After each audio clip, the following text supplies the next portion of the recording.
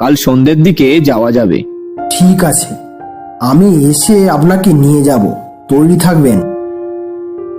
পরের দিনই গেলাম বিজয় চাটুর্যের বাড়ি।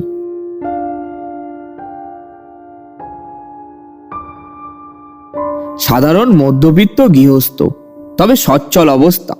ভদ্রলোক খুব সুপুরুষ, 40 পেরিয়েও চুলে পাক ধরেনি, কপালে একটিও রেখাও পড়েনি। আমাকে আপ্যায়ন করে বসিয়ে বললেন, বড় বিপদে পড়েছি ঠাকুরমশাই। আমাদের এই একটি মাত্রই সন্তান, ওর যদি কিছু হয় তাহলে আমাদের আর কোনো সান্ত্বনা থাকবে না। শুনেছেন তো সব অমরের কাছে। মেয়েটিকে একবার ডাকুন না দেখি। বিজয়বাবু নিজে গিয়ে সুবালাকে ডেকে নিয়ে এলেন।